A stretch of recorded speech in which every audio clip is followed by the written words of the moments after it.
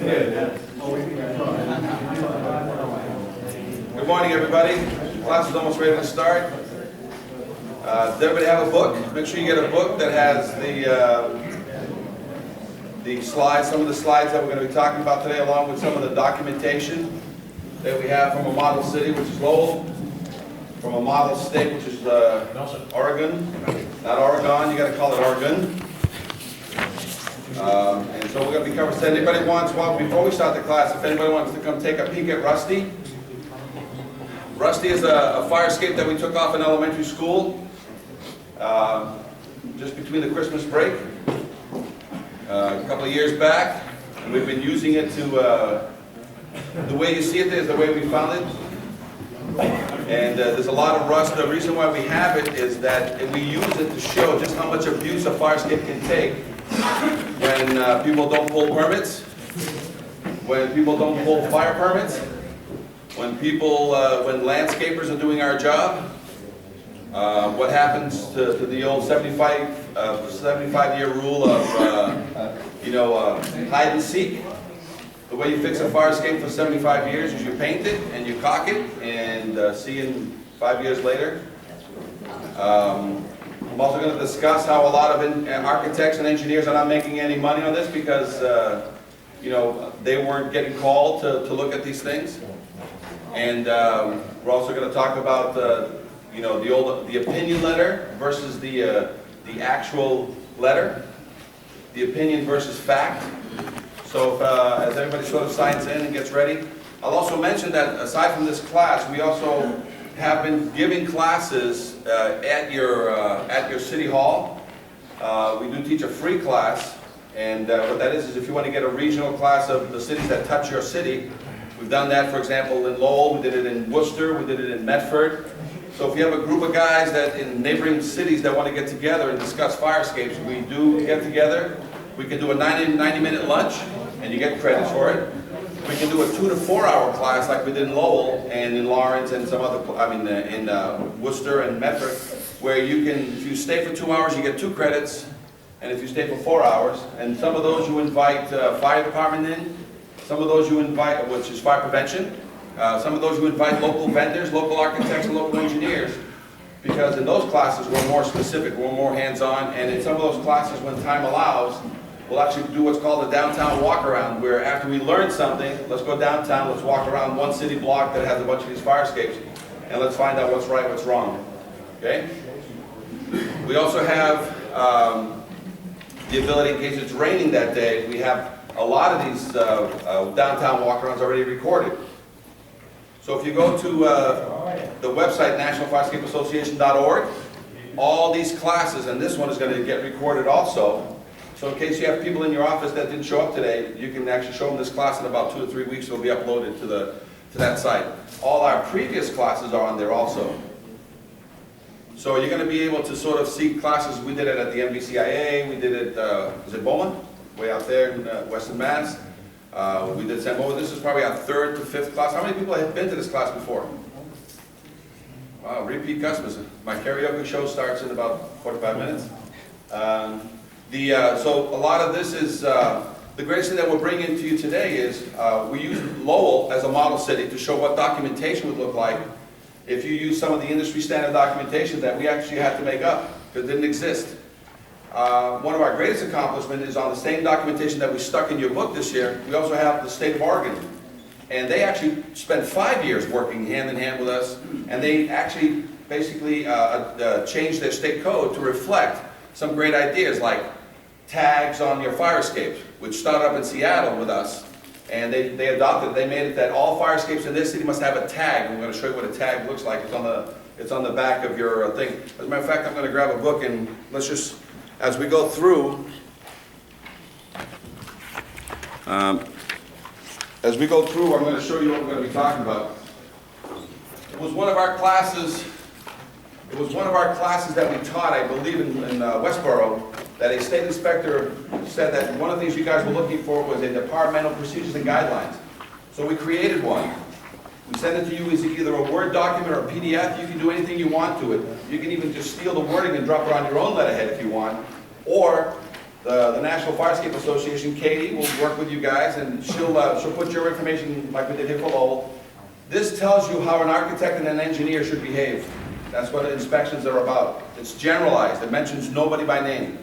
If a vendor's going to pull a permit in your city, it says that the vendor has certain rules he's got to follow, including the fact that he's got to walk in there with this engineer's report telling him what to do. And if he thinks he's going to paint that thing, the EPA says that it's got lead if it's older than 78. How many people here think they have fire escapes older than 78 in their city? That's pretty much all the fire escapes in the U.S. are older than 78. They were all built in the 1900s, some 1930s. And it tells you about the EPA guidelines, on how to properly handle the lead paint. We're also we haven't even done it in this class yet, but OSHA totally disagrees with the EPA on how you handle lead. So that's for another class. What we have here is the confidence test. This confidence test is the same test you can pull if you go to Seattle.org. When they brought me out to there to do the same class because 3 guys almost fell to their death from the 4th floor fire escape that was lag screwed to the wooden building. We helped them to basically not get opinion letters anymore from architects and engineers, but get facts. So if you want an opinion, it's the old certification method. If you want a fact, they have to answer yes/no questions about is there any rust in the internal connections. Well, if you read all this, otherwise you can just go right to Seattle.org, go to fire prevention, and they have all kinds of tests there. One of them is a confidence test. So all we did, this is the test we helped them build. You can download it in Word or PDF, or you can call Katie and she'll help you. She'll send you the file and you just need to put your name, or she'll put it up there for you. She'll put your seal up there. She'll put, you can guys, since this is a model city, to save a little time, if you guys want to see what Bob Marsilia did regarding his legal department, you may save yourself some time.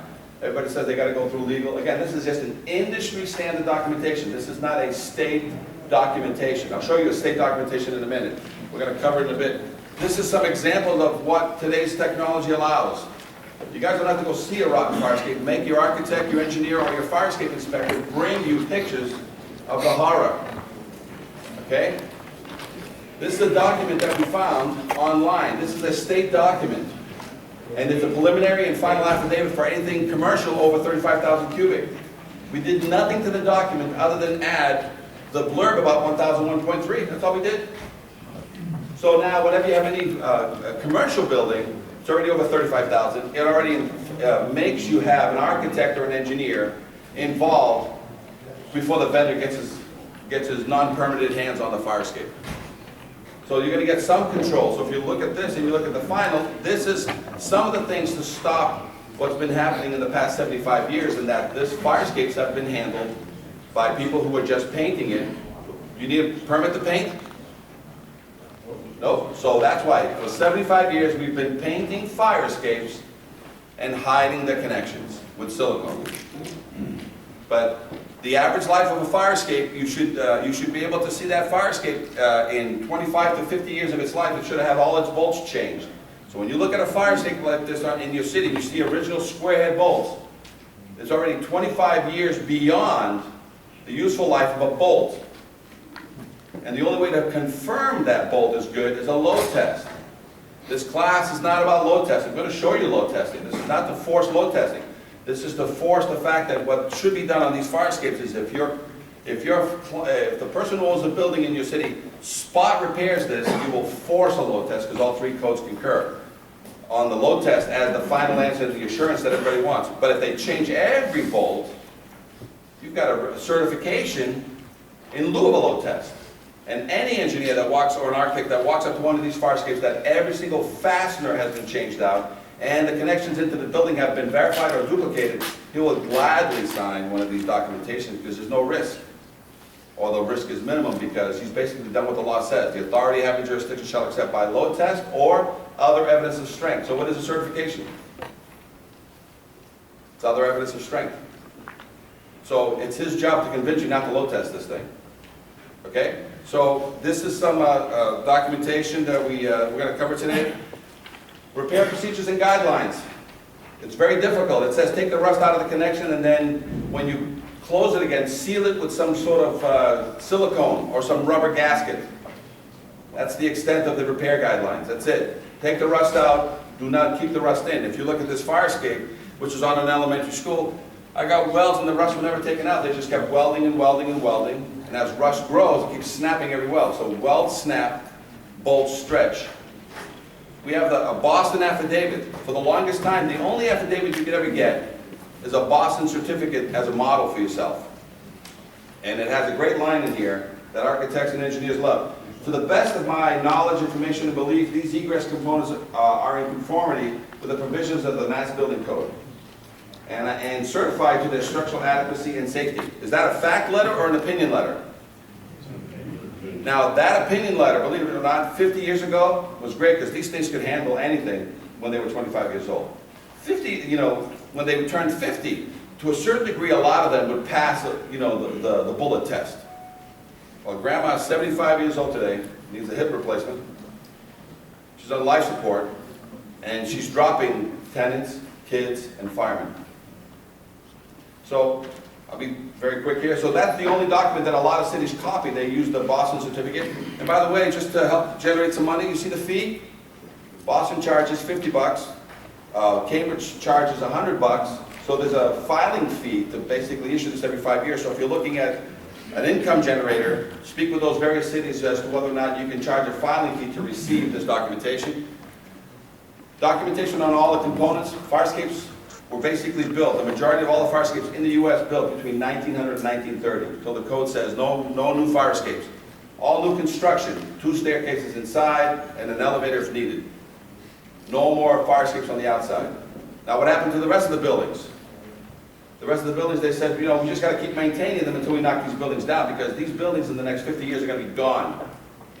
But somewhere in that 50 years they invented duct tape, bubble gum, paper clips, and what else? Extension cords, and they've kept these buildings alive. So now these firescapes have hit 75 years, which nobody thought they would. And how many mansions in your city, how many big buildings in your city got converted into apartments? And the only answer is not another staircase inside. There's just no room for it. What was the answer? Firescapes. When you've exhausted all means of putting the staircase inside, what are you forced to accept? Firescapes. So there's drawings. These are drawings showing, you know, typical solutions to mansions, to big buildings, big factories, and what's the answer? The last thing that we're going to be talking about is going to be tags. So Seattle demands all the firescapes in this city have a white tag. If the firescape is being repaired, it needs a yellow tag. If the firescape is not functional, it needs a red tag. Portland's doing the same thing, but they put it into their code. Okay? So this is some of the recommendations that we make because imagine, who's this going to benefit first? It's the fireman. In the middle of the night, crawling down a back alley, he jumps in and gets on a firescape. Any firemen here? No? You know the rule that all the firemen tell each other, the old guys tell the new guys, in case of fire, don't use the... Right? Imagine that. You think you get that word out on Channel 5? People, by the way, if you have a firescape, don't ever use it. We would never use it. So don't you use it. Most states, 40 out of 50 states, fire departments control all the inspection of these firescapes. 10 out of 50 states, it's building department. This is one of those states that the code it falls on you guys to maintain this code. Now the reason why we have this code and we have the 5-year rule is that on that photograph that you guys saw outside of the person falling over there on Marlborough Street, that happened in 72 or 73, and the code at that time stated you must maintain your firescape at all times. Then that fireman almost died, the woman died, the child landed on her from the 4th story, and what did they change? They added, in Massachusetts, the 5-year rule to it. Okay? But the tags are great in that both the tenant, the fireman, and everybody knows, just like an elevator. When you walk in an elevator, you see the tag, which now they're putting in the manager's office. But when you look at a sprinkler, what do they have? It's an automatic point that says things are good. There's a tag. On an extinguisher, what do you have? A tag. What don't you have on a fire escape? It's a guessing game. You never know when the last time it got certified. Well, with these tags, 7 to 10 feet off the ground, I'm going to show you what they look like. Everybody knows. The building inspector knows, the fireman knows, the owner knows, the tenant knows that the fire escape is what? Certified, and who's certified it, and when when the next certification date is due. Okay? So as we get to different parts, that's what this book is going to cover. I'm going to get Kate to start pushing buttons very shortly. Does anybody have any questions just before I start going into some of the slides? This is only a 90-minute class. I'm gonna just fly through a few slides and then end so that we can just talk about Rusty and what can you do in your city. You know what I'm saying? So, does anybody have any questions now to begin with? It's a quiet crowd. It's a quiet crowd. Yes, go ahead. Why doesn't Massachusetts just do like the elevators and have certification for the elevators? Like elevators. It's a 5-year rule. You have to certify it for 5 years. But there is, but there's no system to do it. There's a law, but there's no system. There is a system. The system says you must hire, it says right in the code. Fire escapes must be inspected every 5 years. Yeah. And by the way, just to open up the iceberg for you guys, ready? I'll read your code. All exterior bridges. Have I mentioned fire escapes yet? Steel or wooden stairways. Have I mentioned this yet? Fire escapes and egress balconies. Now that I mentioned fire escapes, so this is just the tip of the iceberg, but everything you have outside in your building, porches, decks, they all fall under this? This is just the tip of the iceberg that I'm talking about, guys. The code was not written for fire escapes. The code was written for all exterior steel or wooden stairways. So I'm just going to talk about fire escapes today, but this is where you're going to start, but then you're going to grow back into a lot of these rotten 75-year-old wooden porches on the back of a lot of your buildings. A lot of these wood decks that are on the back of your buildings. What are they supposed to have? 5-year inspection. It's right there in the code. And they should be certified, examined or tested and certified for structural adequacy and safety every 5 years by a mass registered professional engineer or others qualified and acceptable to the building official who shall then submit an affidavit to the building official. So there is a mechanism here. Not really. That's pretty general. I mean, if I could get someone off the street and say, okay, you certify that fire escape, but there's no definitive report. The affidavit, there's no form of affidavit by the state. None of that. I know from the state, you're right, but there is. In other words, there's no guidance from the state as to. And that's why we're having this class, to basically change that. We'd love to change it. If you know anybody on the state level, if you know anybody that, he's not laughing, I don't know why. But we're here to say that here's what's happening nationwide. If you guys have, if anybody here has connections, anybody here is sitting on a board, anybody knows how we can get this to come from the top down. As a matter of fact, I spoke with Dan of the Federation and I asked them to basically get together, because we've taught all 3 classes, all 3 associations, the same class. This is probably my 3rd or 4th time here that somebody has seen me doing this class. Where we want to create a committee to basically present from the Federation something that is going to be Massachusetts accepted, whether it's from the Federation only or from the state. I only know what I know, and I don't have all the connections in the world, but there's plenty of people that know people that understand that this is a concern because Grandma is 75 years old. You can't jump on her back anymore. So we'll get to there. You want to flip the next slide? But that's what the class is all about here. We're going to basically set the tone to say who can help, who wants to help, who can do something about it. Let's just do it. I've just been doing this as I'm in the iron business. I got hijacked into this when I was 11 years old. So I've been at this for 40 years. I've seen all the abuse. So the class is again, as I mentioned before, this is only a 90-minute class. So I'm going to be making her figure go nice and fast and forward. Go ahead, next one. Actually, I was just going to talk about that. Can you go back one? It's the same thing as the first. Guys, live load test, right? Let's fill out and then. Load the whole thing. Yeah, just the live load test is basically when the firemen get on it. You either live or they die. But see this right here. This is a pretty old picture, but look how many firemen are sitting on that. The rule is 100 pounds per square foot. Let's take a look at that top platform. Is that a 4x4? That's 16 square feet. Times 100 pounds, that can hold 1,600 pounds. You got all these firemen up there. You've got probably 4 firemen up there, each weighing 300 pounds because it's a 200-pound fireman with 100 pounds of gear. Can they all fit them there anyway? Can you fit 4 guys on a 4x4? So it's overbuilt anyway. But look at it. They feel safe because that fire escape is made beyond whatever they can pile on there. Okay?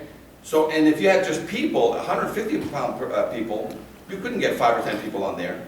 Because Because 10 people will equal 1,500 pounds of gross weight. This thing is made for 1,600 pounds on that 4x4. Okay, next slide. So I just want to show, but this is the live load test. This is when firemen fall, and that's the photograph that we showed you. Basically, what saved that fireman is he grabbed the ladder with one hand. And as the woman tried to grab him by the knees, she couldn't hold on. She fell to her death. Her knees landed on her. But she died because of all the pieces of the fire escape following her, basically crushed her. It was a 4-story fall. The building code. We teach code all over the United States. We teach either the International Fire Code, which is primarily 40 states. And we teach also NFPA, which is also down in Rhode Island, up in New Hampshire. And we teach the International Building Code. Let's say what they all say regarding fire escapes. And they have one paragraph. You go looking for this stuff, you got one paragraph regarding maintenance. And no more information. That's it. It says, let's use the NFPA to start. It says it the best. The authority having jurisdiction shall be permitted to approve any existing fire escape that has been shown by load test or other satisfactory evidence to have adequate strength. Let's take a look at your code. Testing, certification. All exterior fire escape systems shall be examined and or tested, and we call that spot repaired and then load tested, and or certified for structural adequacy and safety. And that means if you're gonna be certifying it, you're trying to avoid the load test. Okay? And then let's take a look at the International Fire Code. Testing and certification. Any fire escape system found in a state of deterioration or unsafe shall be repaired immediately. Depending on the structural condition, a load test shall be conducted. Who has the authority to order a load test? Is it the architect, the engineer, or the authority having jurisdiction? Authority having jurisdiction. So if you're not satisfied, and you've got some engineer that is just, wants to throw an opinion letter in your face, and you're concerned about the fire escape that looks like it just got a paint job and some caulking, can you, or the 3 people involved, can you and the fire marshal order a load test? Can you accept the certification and then have the fire marshal come in and say, I want a load test, based on what the code says? Can the fire marshal accept it, and can I have the building inspector say, I'm not satisfied, I want a load test? All 3 codes concur. Anybody disagree? All we're going to talk about today is certification. We're not going to force load tests. We're going to show you load tests. This is not to make people do load tests, but the national model states that if you spot repair that, then you're only getting spot assurances. What about the rest of the stuff? Well, you load test the rest of that stuff. What do you get? You get the assurance, right? 2 things the codes let me do. I can load test it or other evidence of strength. So if I spot repair it, what are you going to throw at me if I walk into your city? How are you going to sleep well at night with 100% assurance? Load test it. So it says right in the code and you're backed up. But if all of a sudden I go out of my way and I say, no, every bolt is out and new. No rust in any connections, and I can prove it. And the unknown into the building, I did one of 2 things. I verified that they were in good condition, or I duplicated them with a brand new either epoxy bolt or a new through bolt, because I didn't want to touch the building at all. I didn't want to touch that crumbly wall. I basically let sleeping dogs lie, and I made a new connection. Have I satisfied you with other evidence of strength?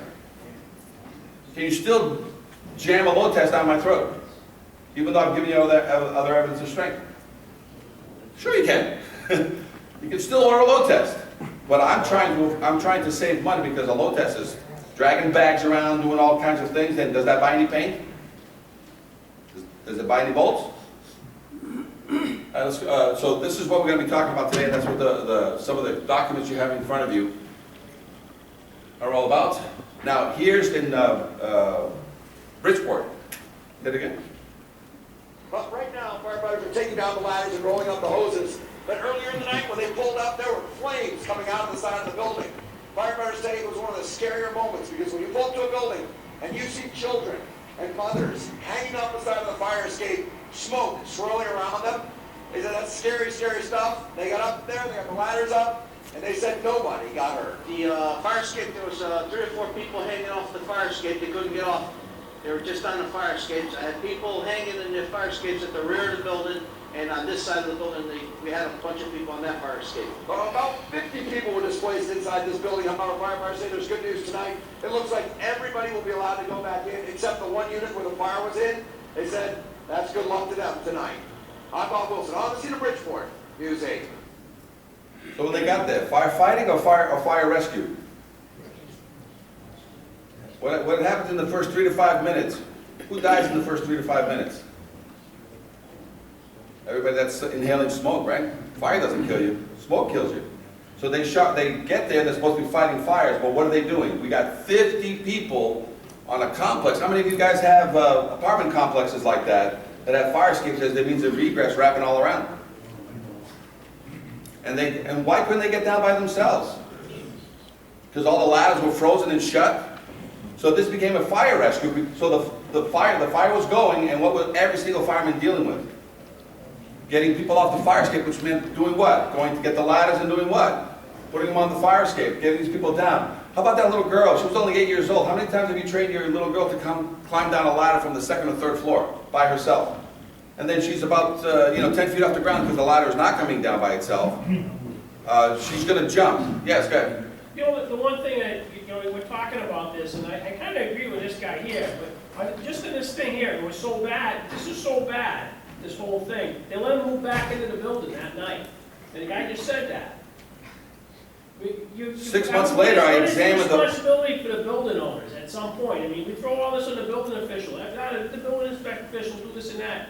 I can tell you, some of the places I've worked, to do real enforcement on this and follow through, probably 9-10 hours between enforcement, letters, court, all that per unit. If you got 10,000 units, how are you going to do it?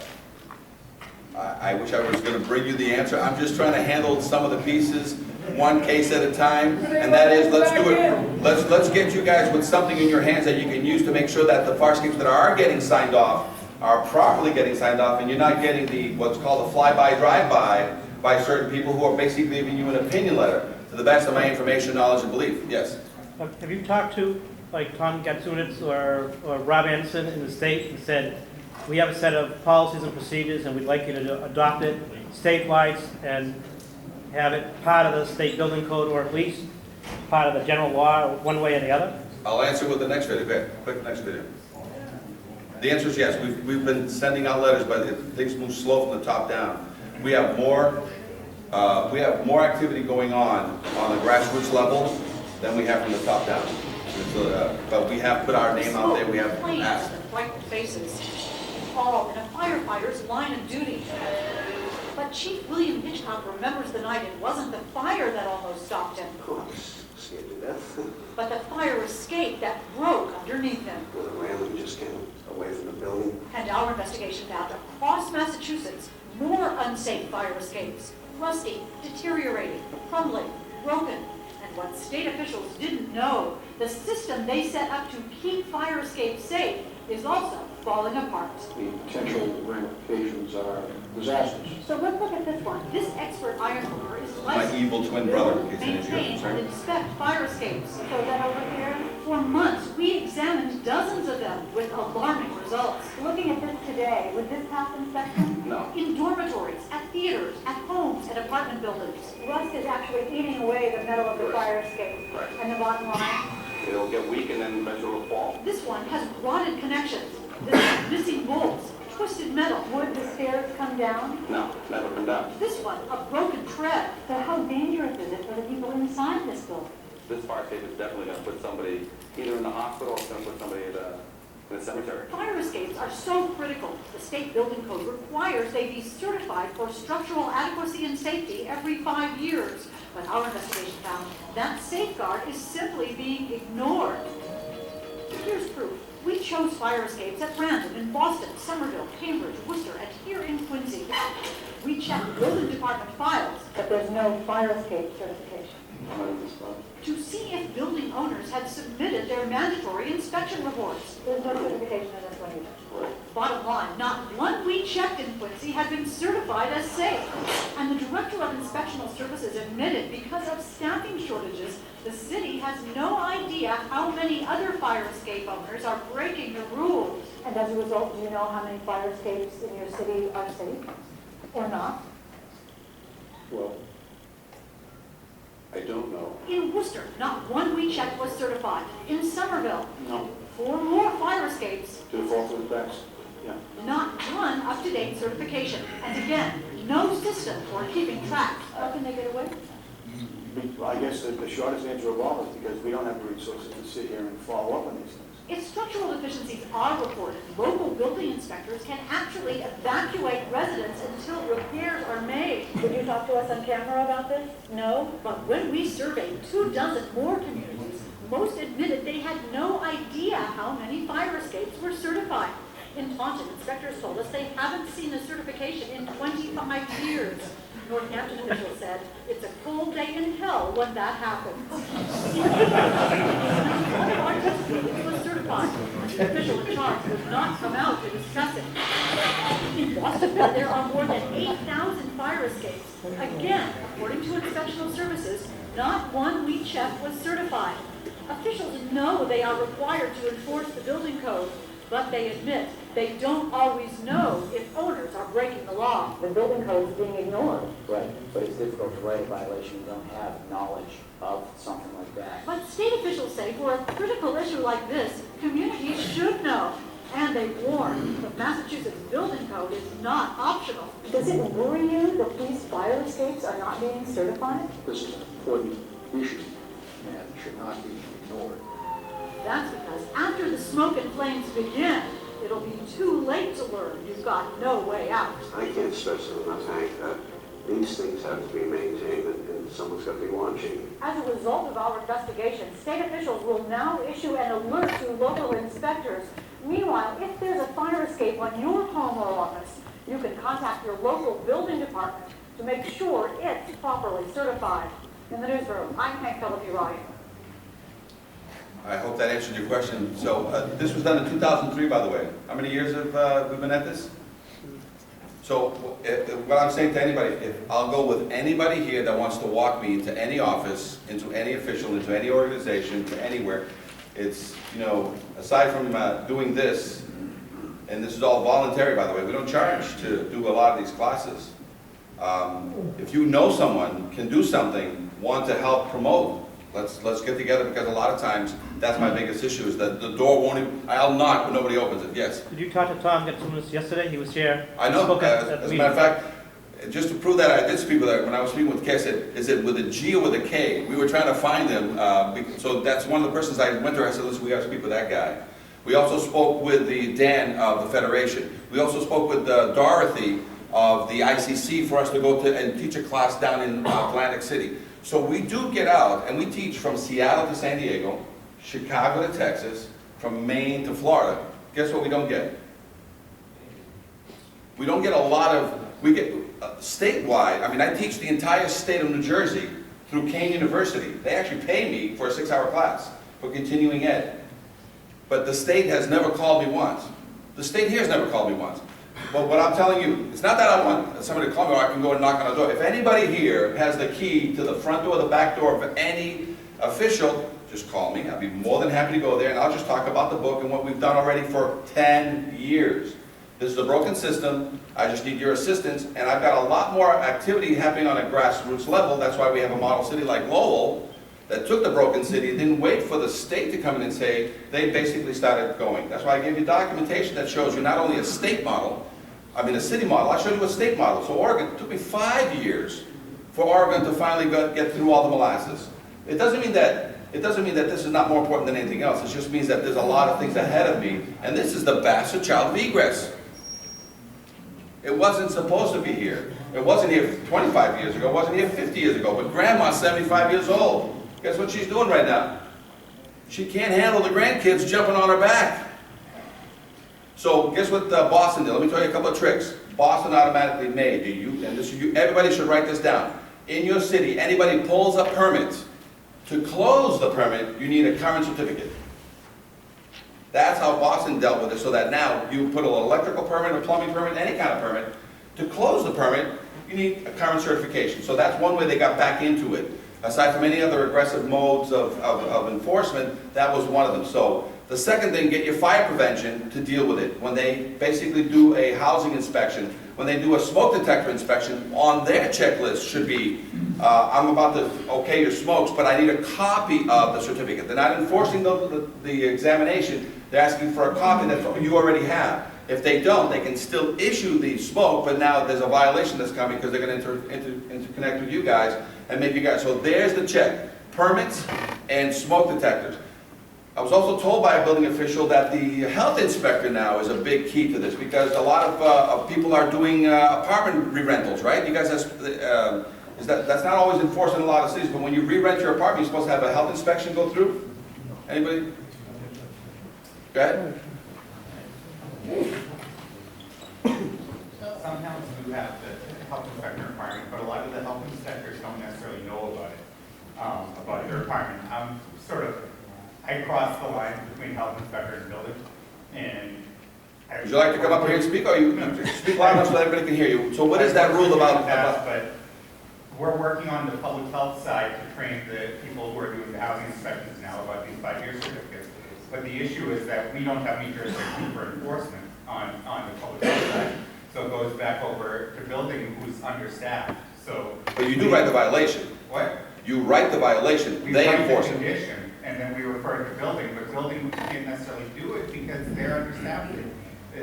They don't have the resources needed to do it. So we're working. The common theme through all of this, all the videos and everything. Perfect. So we're working with the health inspectors now to basically make them aware that they'll cite the condition, it's going to come back to building, who then enforces it within 30 days or whatever the situation may be. But like he says, health departments are understaffed, building departments are understaffed, we're just bringing the condition out to you guys.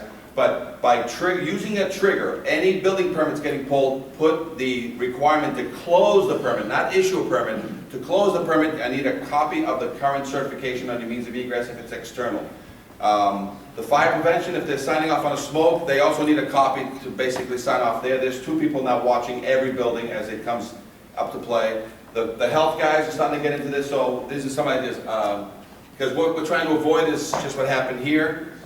And the 5-year rule is very important. Otherwise, what's going to happen is, when you thought it was safe, you can do the next slide. And the next slide. So here's some load tests that actually didn't go very well. And we're going to go quickly through this. This is in, hold on. In Boston, a girl fell 5 stories to her death in Beacon Hill. She basically was at the very top. There was no railing there. She was basically, one building was using another building's rooftop for pleasure at night, hanging out on the deck.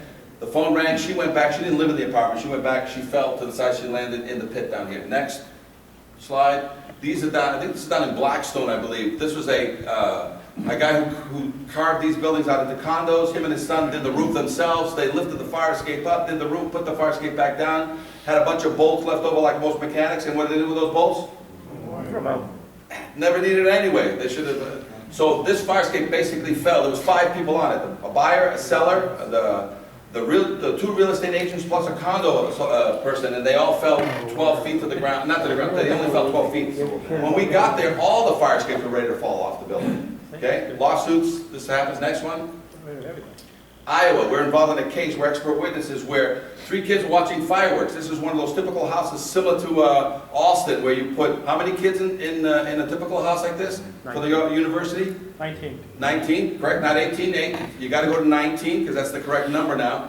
And these 3 kids fell from there because the fire escape, basically some of the guys fixing the building needed the fire escape out of the way to finish the vinyl, so they took the through bolts out, took the fire escape down, finished the vinyl, put the fire escape back, put black screws back in the holes that used to be a through bolt hole. And the kids got up there, and basically this thing fell to the ground. That's the blood on the ground, and this is a lawsuit. And then they took the evidence, they took this fire escape and they threw it in a field to properly secure, this is a fire escape CSI. They threw it in an empty lot that the guy owned. So we were conserving evidence in an empty field. As we were walking through the empty field, there's the photograph of the latch screws still in the bracket that was holding it up. Next shot. This is us walking around, and we found the piece. Now there's lawyers, there's inspectors, and here we are in an open field walking around, because that's what they did. The guy owned this lot. So, next photograph. They put it back, through bolted it, and put a leg on it, and they were so unsure of themselves that they put it back, through bolted it, and give it a leg. The leg on the roof was right on the asphalt shingle. There was no footing there. Next, this is Iowa, so live load testing. What do we got? These are older shots, guys, but they're great to show what? Just what happens every day on fire escapes. Now, this is typical, the last one over there was typical of stuff that happens down in Cambridge. And we got a call one time that on a Cambridge building similar to that kind, that's not the photograph, but they do that to watch the parades. There was a cast iron molding top that they were leaning on, and it pushed off, and that projectile came down, and there was people sitting down below on the stair, and it just missed them. And it careened. But that thing was coming down like a javelin, but the old days, no AC, firemen, this is, fireman's worst nightmare. Every now and then, firemen are grabbing people through the fire escape because for whatever reason you can't get through the front door. You know what I'm saying? But firemen and children get hurt on these fire escapes because treads drop out. That one up there, we have a gentleman in Chicago that we work with. His dad died about 7 years ago fixing a fire escape just like that. Because it's dominoes. You're fixing this, you're fixing that, and what happened? He fell 7 stories. So it affects everybody. Even the guys who are trying to fix the fire escapes, it's basically a crapshoot. So in a place we have a lot of the universities and dormitories, what happens? What's the fire escape? Can't smoke in the building. Where do you smoke? If you're going if you're going upstairs to visit your friend, you go through the main stair or you go through the back stair? How about wedding shots? How about burning candles and and studying out on the fire escape? Next shot. All right, let's take a look at who inspects fire escapes. The code's very clear: registered professional or others acceptable to the building official. So if you click, engineers, any engineer, they just have to be a registered PE. So not even a structural engineer has to sign up, and this could be an engineer. Next. Architects. In most states, architects are mentioned, so it's registered architects and engineers. In some other states like this one, it's others acceptable to the building official. So if you don't accept an architect, he has to get verbal approval from you that you accept that architect. Next one. City officials. I get many people tell me that you guys already inspected the fire escape, there's nothing wrong with it. I said, no city officials inspect fire escapes. They write violations on things they see on fire escapes, but they don't inspect fire escapes. Next. Fire escape inspectors. Well, the only 2 licenses available out there to inspect a fire escape is a G3 license out of Boston. So if you're in Boston and you fix fire escapes, and you have a G3 license which lets you repair, do window guards, railings, and little I-beams, and you fix fire escapes, guess what they let you sign off on? The fire escape. So probably no abuse there, right? The second license is out of California. It's a Reg 4 license, 1,000 questions, $1,000. You have to get at least an 80, but it's issued by the fire department, and that's a 3-year license. And they have a whole system of the Reg 4, and it's a proper certification. You're a certified fire escape assemblies inspector. I have that license. And in Boston, I have the G3 license. But the abuse that's going on in the Boston licenses, a lot of cities outside of Boston are not taking the G3 license, guys, because here's the big thing about the past 75 years using that license. Do I need a permit to paint your fire escape? And if I'm changing a couple of bolts on your fire escape, because how many of these guys who are painting the fire escape are changing every bolt? How many? Not really. So I'm painting the fire escape, I'm changing a few bolts, you catch me in the act, what do I tell you I'm doing? I'm painting the fire escape. At the end, there's a document that shows up, and it's usually a Boston certificate with the name taken off the top, and your city name can be put on the top, and the G3 guy signs it. Now, 50 years ago that wasn't an issue because these things were bulletproof. 25 years ago this wasn't really an issue because they were still semi-bulletproof. But what's happening now? And for those 50 years, guess who never got a dime, really? Especially in the Boston and surrounding area. Architects and engineers. Why? Because what did these guys that inspected the fire escapes, they started turning estimates into free inspections. And then they would just basically, play hide and seek. It's you paint it and you hide the repair. Now, did they always get an engineer to sign off at the end? No. That's the abuse. We're trying to say to you, that's one of the things that needs to happen with grandma now. We need to get grandma in with that. First of all, anything commercial in your city already starts with the initial affidavit, right? Preliminary affidavit, which I showed you in the book right here. It's a state document. We've done nothing to alter it other than put the code, we squeeze the code, the Mass Building Code, into it, right? So you can download this yourself right off the internet. You can ask Katie to make one up for you, and she'll put your seal up there, your information. All we did was just enter the Mass Building Code. The rest of it is a state document.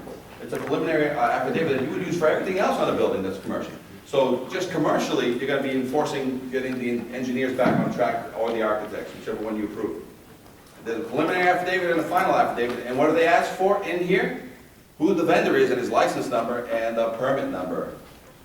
So that means who's watching Farscape from now on? You guys or the registered professional? Quiet crowd. Next. All right, I'm going to show you some things that we've done nationwide. Opinion versus low test versus certified. Guys, the reason why, I'm not here to say that architects and engineers don't know as much. Believe me, they know a lot more than all of us put together. And there is no certification program yet for the inspector side of things. And one of the reasons why I launched the National Farscape Association, which is still in its infancy, guys. It's got no money. It's got a lot of passion. That's all it's got. It's still in its infancy. We're still building this. But in the next 3 to 5 years, can we certify Farscape inspectors and issue an acceptable certification that the state accepts? Yes. But it's not today, guys. But who do we have in the wings still ready to work? We have architects and engineers already here. But if we have the architects and the engineers setting the standard for the proper way to inspect, the proper way to sign off and do all that, and they want $1,000, and the Farscape inspector, 3 to 5 years from now is going to get, $500, well, then that's just competition, But what I'm telling you, there's already a group ready to inspect these Farscapes. They just haven't been invited to the dance for many, many years. But this documentation basically forces on all commercial over 35,000 cubic, what happens? You have to use this document anyway. So this will help bring engineers back and architects back into the oversight. Does this Farscape here, this is Fort Lee, New Jersey, does this Farscape pass? No? Next slide. The person that called me on this Farscape, next slide. The person that called me on this was the secretary. She goes, I got a letter from an engineer, and he says you got to do 4 things. You got to fix a tread on the 3rd floor, and you got to fix a bent something else on the floor, and you got to paint it, and I'll sign off on it. We got there, we condemned it. Our photographs show that the whole Farscape was just at the point of being condemned. So this is where, who's right, who's wrong? It's not really who's right. What's the method of inspection? What's the checklist of inspection? There is none. If everything is opinion for the past 75 years, the opinion is starting to get a lot of abuse. Next slide. Here I am in Chicago. I got a letter that says, hey, fix a couple of small little items, and that's the letter. That's the entire exam. It says fix a couple of little items, and so the reason I was just there to give it a price using the document. But I did my walkthrough. In my walkthrough, next photograph, I found all these bolts and the main rods holding the thing, because this is a reverse rod system, not the brackets underneath. It's these rods that come from the wall down, then bend down, and then you screw. That's what they all look, every single one look like. I said, you've got a situation, you load these first, these are going to fall off. But yet I had the guy says, just follow the engineer's report, do what the engineer says. So again, in Chicago, I gave the only class in Chicago to the fire department and the building department in a combined class.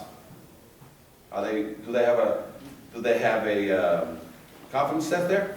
Not yet. So a lot of times, just because it's a great idea, it's like one of the gentlemen says here, you're opening up a Pandora's box. So why do some of the situations they don't want to deal with it at this time? It's because it's a Pandora's box and they got other things to deal with right now. Next photo. This is here in Worcester at a detention center for juveniles. When you walk up to it, it looks pretty good, right? Solid. You look underneath it, what do you got? Next. This is in an inner courtyard. Next. This is at schools down in by the water, down in Jersey. We do a lot of the tri-state area. We do what's called a hammer test. That's not a load test, it's a hammer test. It's a safety test for our inspectors. And I'm sure every one of you, when you guys walk on the fire escape, and you may never walk on a fire escape after today's class, because I'm going to give you visual cues that from the ground or looking out a window will tell you the condition of the fire escape.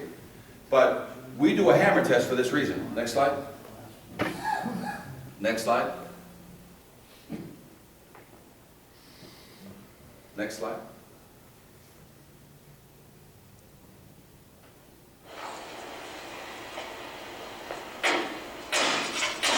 Three-pound hammer.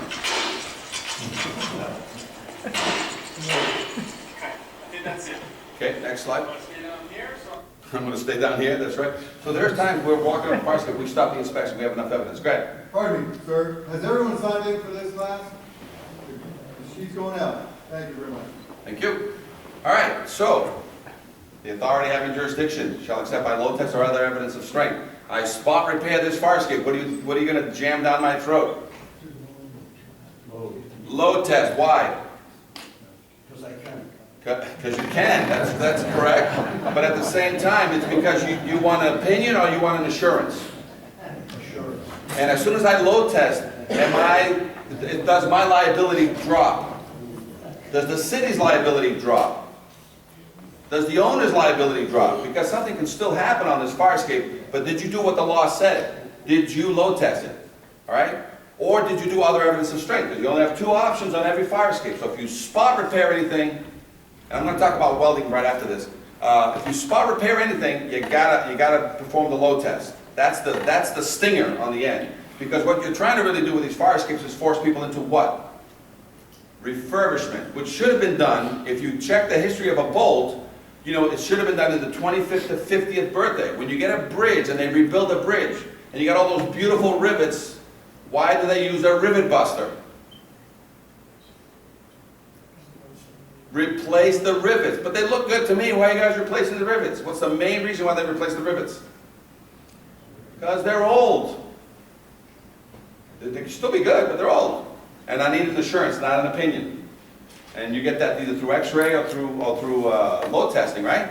So this is not a class of forced load testing. It's just to remind you that you had this trump card in your back pocket and you didn't even realize it. It's not the engineer or the architect that suggests a load test. It's that if he can't convince you that the proper work was done on that fire escape, what will you drop on the table? Load test. What will you take off the table if he gives you what? Other evidence of strength. What is other evidence of strength? I want every rivet on that taken out. Now while I'm here, I'm talking about, you've got a bunch of welds here. Welds that have no rust in the connection. What do you want on all the major structural that I have a welded connection? What's the only way to